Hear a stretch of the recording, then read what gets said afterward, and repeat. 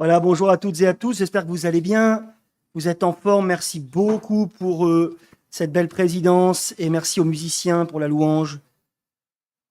Ça fait du bien de chanter les louanges du Seigneur. Nous sommes dans une série sur l'évangile de Marc pour ceux qui nous rejoignent. Je vous invite à prendre vos Bibles, évangile de Marc. Nous allons lire et étudier la deuxième section aujourd'hui du chapitre 1, verset 16 au verset 39. 1, 16, 39. Et si vous n'avez pas de Bible, il y en a là-bas. Et je suis lourd avec ça, mais prenez une Bible. Regardez le texte par vous-même. C'est tellement important. Tellement important. Super. Super. C'est la parole qui est pleinement inspirée, ce n'est pas Aurélien Castelin.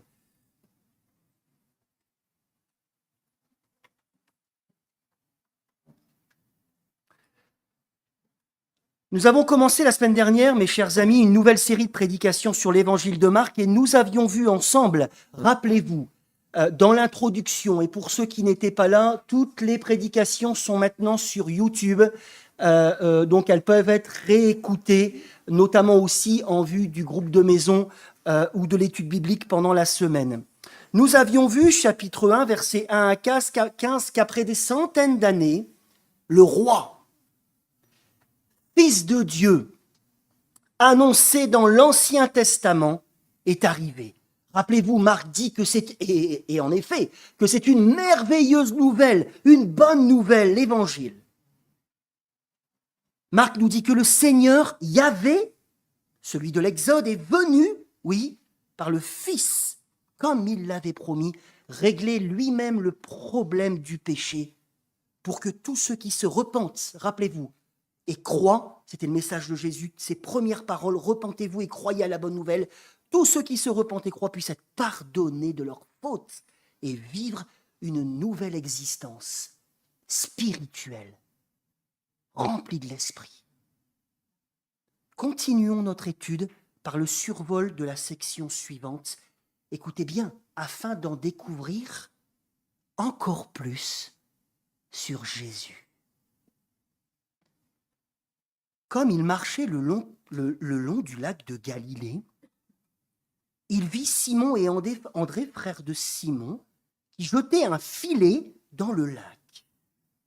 C'étaient en effet des pêcheurs. Jésus leur dit « Suivez-moi et je ferai de vous des pêcheurs d'humains », littéralement. Aussitôt, ils laissèrent leur filet et le suivirent. Il alla un peu plus loin et vit Jacques, fils de Zébédée, et son frère Jean, qui étaient eux aussi dans une barque et réparaient les filets.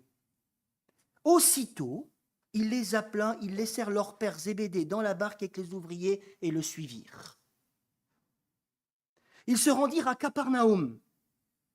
Dès le jour du sabbat, Jésus entra dans la synagogue, se mit à enseigner. Et on était frappé par son enseignement, parce qu'il enseignait avec autorité, et non pas comme les spécialistes de la loi.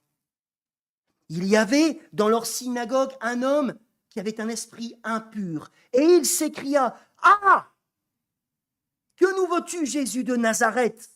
Es-tu venu pour nous perdre? Je sais qui tu es, le Saint de Dieu. » Jésus le menaça en disant « Tais-toi et sors de cet homme. » L'esprit impur sortit de cet homme en le secouant violemment et en poussant un grand cri. Tous furent effrayés. Ils se demandaient les uns les autres « Qu'est-ce que c'est ceci? Quel est ce nouvel enseignement? Il commande avec autorité même aux esprits impurs et ils lui obéissent. » Et sa réputation gagna aussitôt toute la région de la Galilée. En sortant de la synagogue, il se rendit avec Jacques et Jean à la maison de Simon et d'André. Et la belle-mère de Simon était couchée avec de la fièvre. Aussitôt, on parla d'elle à Jésus. Il s'approcha, la fit lever en lui prenant la main. Et la fièvre la quitta et elle se mit à les servir. Le soir, après le coucher du soleil, on lui amena tous les malades, les démoniaques. Toute la ville était rassemblée devant la porte. Il guérit beaucoup de personnes qui souffraient de diverses maladies. Il chassa aussi beaucoup de démons et il ne leur permettait pas de parler parce qu'ils le connaissaient. Vers le matin, alors qu'il faisait encore très sombre, il se leva et sortit pour aller dans un endroit désert où il pria. Simon et ceux qui étaient avec lui se mirent à sa recherche. Quand ils l'eurent trouvé, ils lui dirent « Mais tout le monde te cherche !» Il leur répondit « Allons ailleurs, dans les villages voisins, afin que j'y prêche aussi, car c'est pour cela que je suis sorti. » Et il prêchait dans leur synagogue par toute la Galilée et chassait les démons. Parole de Dieu. Premier point de ma prédication, on peut peut-être mettre la première diapo. Premier point, écoutez bien, que faire face à Jésus et pourquoi faire? Que faire face à Jésus et pourquoi faire? Versets 16 à 20. Que faire face à Jésus? Pourquoi faire? Ce sont les questions que nous devrions nous poser, et gardez bien votre tête dans la Bible, que nous lisons quand nous lisons les versets qui relatent l'appel des 4 disciples. Que se passe-t-il? Analysez le texte avec moi. Jésus retourne dans le nord tout de suite du pays, dans le nord du pays où il est né, ce qui ne fait pas pour autant de Jésus un ch'timi d'Israël. Petite blague, j'avais envie. Il marche sur les bords du lac de Tibériade et aperçoit 2 frères, Simon et André, sur leur lieu de travail. En plein boulot, ils sont pêcheurs. C'est alors qu'il les interpelle de manière très brève. « Venez à ma suite et au lieu de pêcher du poisson, vous pêcherez des humains. » Bing! Cette parole les percute profondément, si bien qu'ils laissent promptement leur filet, avec l'adverbe bien connu dans l'évangile de Marc, aussitôt, et ils se mettent à le suivre.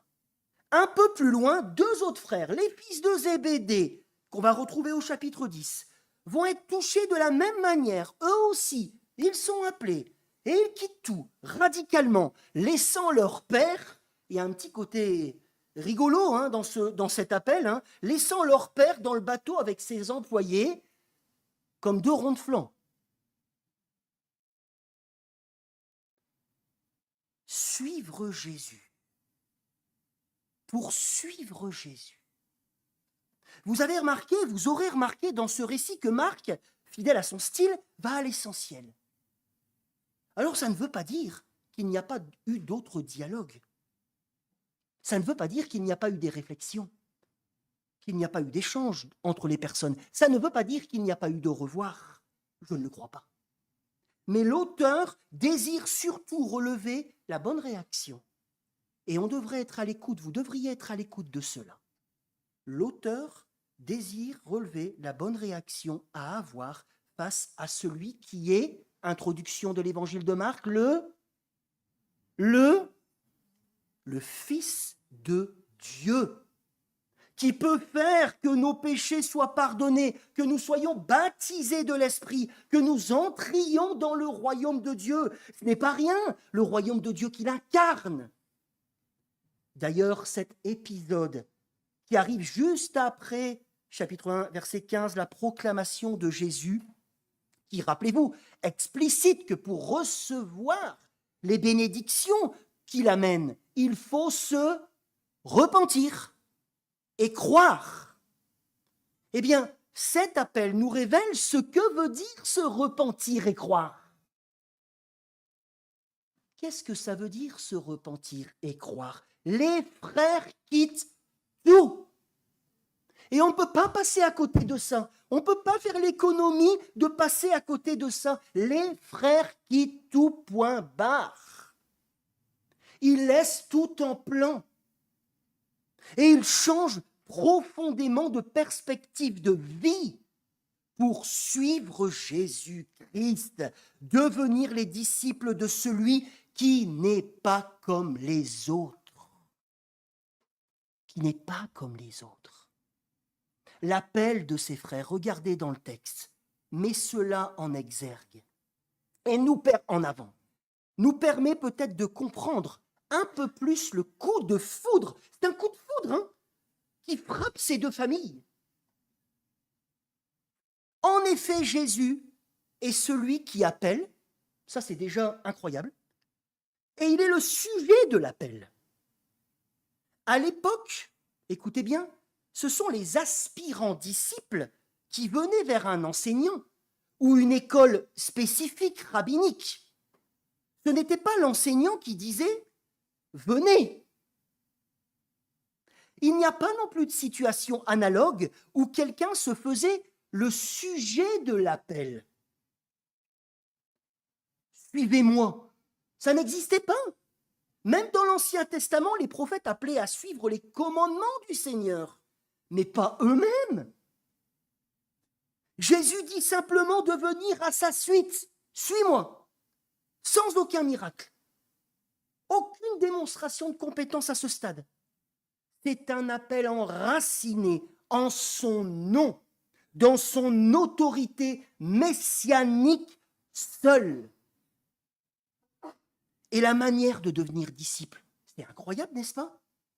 C'est totalement aussi spécifique comparé à l'époque. Il ne faut pas, pour aller à la suite de Jésus, prouver ses connaissances ou sa sagesse, comme ça se faisait, mais quitter et accepter que c'est en suivant cet homme que je vais savoir ce que je dois apprendre à être et ce que je dois apprendre à faire, c'est-à-dire devenir pêcheur d'humains. Mais qu'est-ce que ça veut dire à ce stade? Deuxième point de ma prédication, versets 21 à 34. Versets 21 à 34, le Fils en action pour une journée extraordinaire. Le Fils en action, c'est mon titre, pour une journée extraordinaire, versets 21 à 34. Les trois situations, regardez dans vos Bibles, qui sont décrites dans ce passage, vous pouvez même surligner, mettent explicitement ou implicitement le projecteur sur, Nathan l'a dit, sur l'autorité de Jésus, sur le terrain, en live, dans le but de nous prouver ou de nous conforter sur qui est Jésus, son identité, autorité, identité. N'oublions pas que nous sommes dans cette partie de l'Évangile où la question primordiale jusqu'au chapitre 8 à se poser, c'est quoi? Je l'ai dit la semaine dernière. Qui est Jésus? Qui est Jésus? Il est tout d'abord vu, verset 22, regardez, comme celui qui enseigne différemment que tous les responsables religieux de l'époque. Ah, on comprend pourquoi il n'était pas content. Hein. En ce temps-là, chaque juif, écoutez bien mes amis, chaque juif adulte pouvait prendre la parole dans une synagogue pour expliquer les Écritures, ou tout du moins les lire. Lorsque Jésus le fait à Capernaum, cela provoque de l'étonnement. Regardez au verset 22, les auditeurs sont quoi? Ils sont quoi? Qu'est-il dit? Comment? Impressionnés, ébahis. Je ne sais pas ce que vous avez dans votre traduction. Par frapper. Vous savez, c'est fort hein, ça. Hein? Par quoi? L'autorité avec laquelle il enseigne. Qu'est-ce que ça veut dire? Il enseigne avec laquelle il enseigne une autorité, encore une fois, relevée lors de l'exorcisme. C'est ça, en fait, hein, qui suit. Et oui, c'est des choses qui existent, hein, et qui provoquent cette fois l'effroi des témoins. Ébahis, un peu plus loin, l'effroi, parce que vous avez dans votre traduction, qui se posent des questions, et on devrait s'en poser aussi d'ailleurs. C'est pas normal de ne pas se poser de questions face à Jésus. Il se pose des questions relevant quoi? La nouveauté de son enseignement, particulièrement au vu de l'autorité avec laquelle il est donné. C'est ce qu'il dit.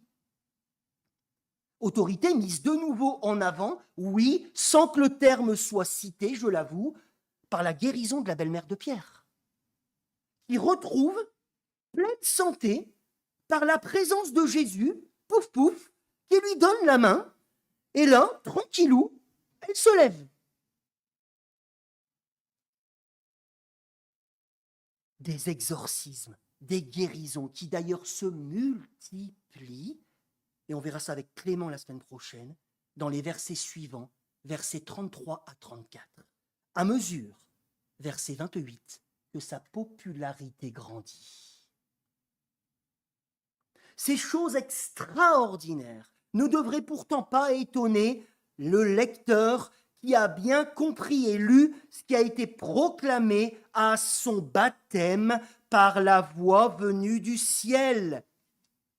Qu'est-ce qui était dit?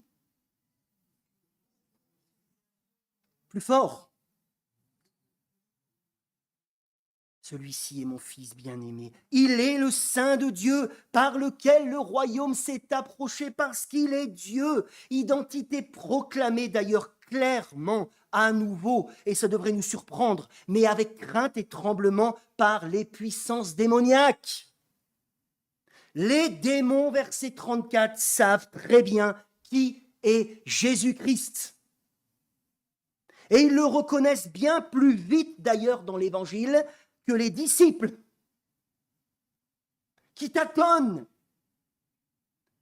Même si Jésus ne veut pas que cette proclamation se répande, on en parlera plus tard dans d'autres prédications, c'est ce qu'on appelle le secret messianique. Jésus dévoile petit à petit son identité selon son timing, mais il ne veut pas que cette proclamation se répande par eux, c'est des démons, hein, mais aussi parce qu'il ne souhaite pas qu'elle se propage à ce stade de son ministère sans explication complémentaire.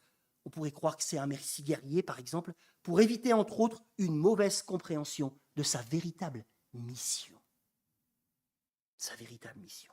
Bref, mes chers frères et sœurs, si nous n'avons pas compris le message, nous sommes durs de la feuille. L'autorité de Jésus est sans commune mesure parce qu'il est le Fils. Et ces situations ne devraient pas nous étonner, mais nous conforter. On devrait plier le genou, croire en lui. C'est lui. Nous conforter dans la conviction qu'il est celui qui a l'esprit sans mesure. Ce qui rend, mes amis, bien évidemment, écoutez bien, son appel unique, sa prise de parole unique, son explication des commandements, on verra avec les pharisiens, unique, son enseignement qualitativement, je répète, qualitativement bien au-dessus des spécialistes de la loi de son époque, qui se réfèrent quant à eux à quoi? La tradition des anciens, la tradition des hommes. Mais Jésus est le Verbe de Dieu, venu du ciel, qui témoigne de lui-même. Qui fait ça?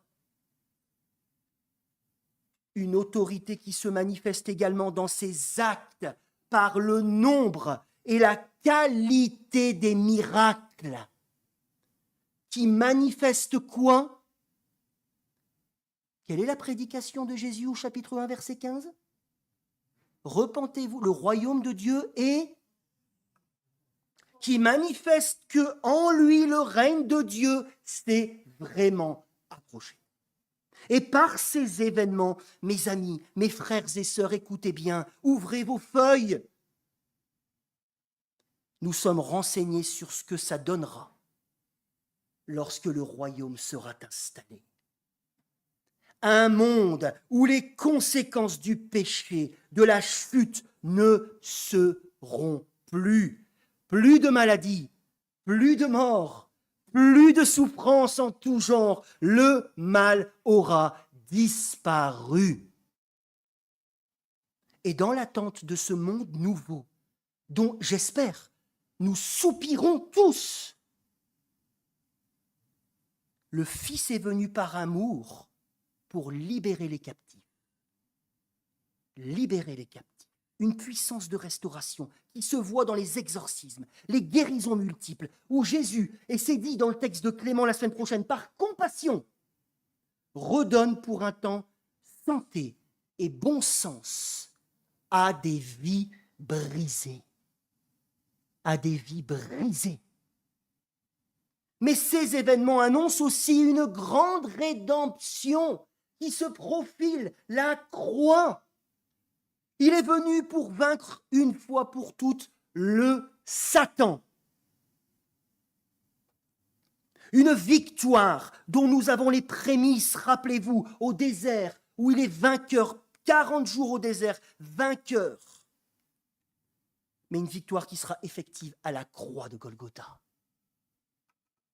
où Jésus va mourir en rançon pour donner la possibilité aux gens, à nous tous, qui soupirons de vivre un puissant relèvement spirituel, une réconciliation éternelle avec le Créateur de l'univers, une libération de la puissance du péché, capable de vivre pour Dieu dès maintenant, une libération, c'est ce que dit l'Épître aux Hébreux, du pouvoir du diable pour une vie nouvelle. Amen. Vous croyez ça? Une vie nouvelle utile pour Dieu, d'ores et déjà, ici-bas, à son service. C'est ce que la belle-mère de Pierre fait tout de suite. Elle se met à leur service dans l'installation, dans l'attente de l'installation du royaume, du règne de Dieu, dans lequel les croyants en Jésus auront une place. Auront une place. Ah oui. On est dans le cœur de l'évangile, mes amis, c'est ça la bonne nouvelle. L'évangile est au-delà des événements spectaculaires qui ont eu lieu, temporels, terrestres. L'évangile, c'est la priorité de Jésus. C'est ce qu'il dira, regardez au verset 38, à ses disciples qui veulent le faire revenir auprès des foules. Ben oui, ils avaient tous des attentes. Et Jésus n'est pas en train de dire que c'est n'importe quoi ces attentes. Il est simplement en train de dire qu'il a une priorité. Les disciples veulent le faire revenir pour répondre à des attentes légitimes, mais au regard de leurs besoins spirituels secondaires. Jésus veut avant tout proclamer le message. Et on comprend bien que c'est le message du chapitre 1, verset 15, qu'il dira de prêcher aussi plus loin à ses disciples. Le message, c'est-à-dire repentez-vous et croyez à la bonne nouvelle pour le salut. C'est pour cela qu'il dit qu'il est sorti dans le texte. C'est pour cela qu'il est venu sur terre. C'est pour cela qu'il est venu parmi nous, nous sauver de nos péchés. Troisième et dernier point. Dernière diapo. Suis-moi. Suis-moi. Suis-moi. Face à l'appel de Jésus qui est lancé, mes amis, croyez-le bien, qui est lancé encore aujourd'hui, ici, maintenant, par sa parole, et également au monde entier, de se repentir et de croire et de le suivre. Fort, d'autant plus qu'à l'époque où vous êtes de l'histoire du salut, où je suis à l'histoire du salut, fort de la compréhension de son identité. On en connaît bien plus que ces gens qui ont quitté leur filet. Frappé par sa puissance, de l'autorité de sa parole, mes amis, la réponse qu'on donne à Jésus décide de notre sort éternel. C'est ça la réalité. Ça, c'est une parole puissante. Fort de la compréhension de son amour, parce que nous avions vu à son baptême qu'il se présente aussi par la voix venue du ciel comme le serviteur souffrant, celui qui va se donner à la croix.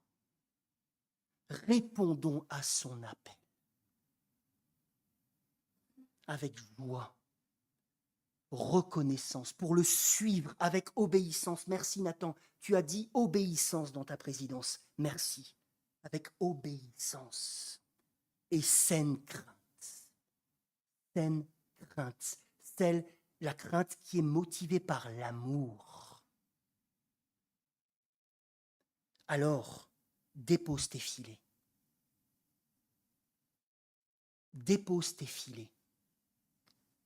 Soyons clairs, Jésus n'est pas contre le travail, ni même contre la famille, ni même d'être installé à un endroit. J'espère que tout le monde est au clair là-dessus. Mais nous sommes par l'appel des premiers disciples enseignés, et on ferait bien d'être à l'écoute, mes amis, sur le fait que le suivre, c'est une chose merveilleuse, mais c'est accepter de bouger. Je ne peux le suivre et demeurer, disait Dietrich Bonhoeffer, je ne peux le suivre et demeurer dans ce que faisait ma vie avant lui. Ce n'est pas possible. Ce n'est pas l'appel du Christ. Accepter de le suivre, c'est accepter d'ailleurs d'être constamment en mouvement parce que sa parole est vivante. N'est-ce pas? C'est donc renoncer, j'ose le dire, à la fausse sécurité que donne une vie statique, une vie figée. Suivre Jésus, c'est accepter de se soumettre au joug, au fardeau de Jésus, de la marche à sa suite, conscient toutefois pour celui qui comprend bien que son joug à lui, il est doux, il est léger. Et que le suivre, c'est la vie, la véritable vie, la véritable existence. Suivre Jésus, c'est accepter avec son aide, l'aide de son esprit, de se soumettre à son autorité. Oui, se soumettre à son autorité. On chante souvent Jésus, ou on le dit, Jésus c'est mon Seigneur. Non, en fait, Jésus est Seigneur. Il est Seigneur. La véritable question, c'est est-ce que tu le reconnais comme Seigneur? Est-ce que tu plies le genou dans ta vie? Mais il l'est. Si tu ne le fais pas, c'est de la rébellion. Suivre Jésus, c'est accepter de se soumettre à son autorité, d'entrer dans ses priorités, comme par exemple, c'est quoi la priorité de Jésus? Proclamer la parole. Ses priorités, proclamer la parole, l'évangile activement, directement ou en aidant une église pour la proclamation de la parole. Que sais-je? Nous sommes, mes amis, j'espère que vous êtes bien conscients que nous sommes dans un monde. Nous sommes dans ce monde hyper sollicité. Nous pouvons être par monts et par vaux. On a des possibilités, même moi je suis né en 1980, quand j'avais 20 ans, mais je n'avais pas autant de possibilités. Jamais. On a des possibilités incroyables, inimaginables, qui comportent toutes du nécessaire quelque part. Mais il nous faut trier. Il nous faut trier pour se concentrer sur l'essentiel. Puis après sur le secondaire. Laisser ses filets, dépose tes filets. Dans la vie chrétienne, c'est donc la route de toute une vie. Toute une vie, ce n'est pas à la conversion seulement. Toute une vie. Et ça doit toujours se voir par des actes concrets qui manifestent, écoutez bien, qui manifestent le bruit du changement. La rencontre avec Jésus quotidienne et sa parole puissante. On a tendance souvent à le dire aux jeunes chrétiens. J'ai remarqué ça dans les églises. Hein. Ah, tu sais, tu dois changer. Ah, tu sais, tu dois suivre Jésus. En fait, tout le monde doit suivre Jésus. Tout le monde doit changer tous les jours.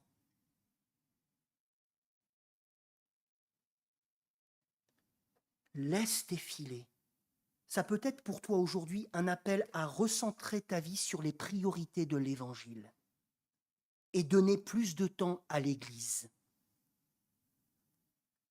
Ça peut être aussi renoncer à tes ambitions professionnelles ou spirituelles qui sont peut-être loin des priorités de l'Évangile, voire même qui t'éloignent carrément de ta vocation. Vous allez voir que les disciples qui ont été appelés, qui ont déposé leur filet, au chapitre 10, ils vont dire à Jésus, les fils de Zébédée, nous voudrions que tu fasses ce que nous te demandons. Pas mal. Nous voudrions que tu fasses ce que littéralement nous te demandons. On voudrait être dans des grandes positions d'autorité. Et qu'est-ce que Jésus leur répond? En fait, continue à laisser tes filets et viens au service. Continue à laisser tes filets et viens au service. Déposer tes filets, ça peut être aussi pour toi renoncer à des comportements qui ne glorifient pas Dieu et qui sont préjudiciables pour le témoignage de l'Évangile. Peut-être renoncer à une relation. Ça peut être ça ton chemin aujourd'hui. Renoncer à une relation qui ne glorifie pas Dieu et qui ne t'emmène pas à servir l'Évangile.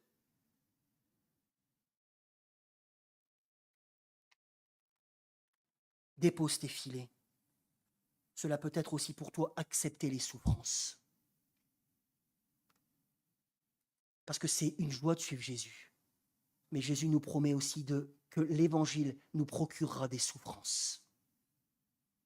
Mais que cette route, c'est la route de la vie. Et il n'y en a pas d'autre. Il n'y en a pas d'autre. Que sais-je? Je ne sais pas ce qu'il y a dans ton cœur, mais toi, tu sais. Toi, tu sais, à ce moment-là, l'Esprit toque à ta porte. Tu sais très bien comment résonne cet appel dans ta propre vie. Jésus est le Fils de Dieu. Et rappelle-toi qu'il te dit, suis-moi. Suis-moi. Je vous invite à un temps de silence.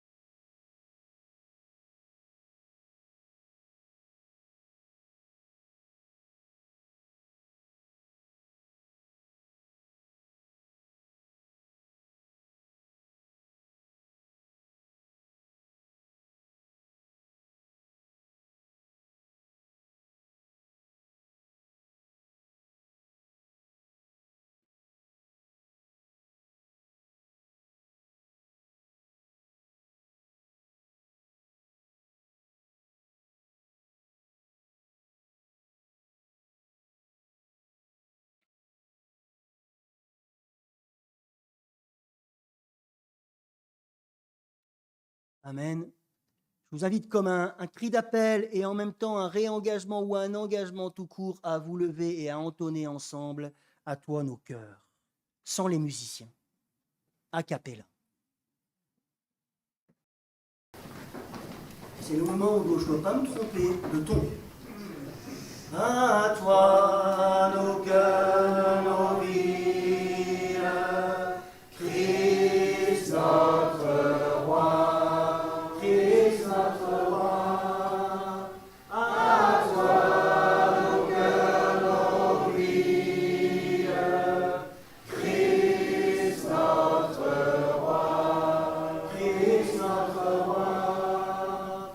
Nous marchons tous à ta suite, marchons à ta suite, nous marchons tous à ta suite, Christ notre roi, Christ notre roi.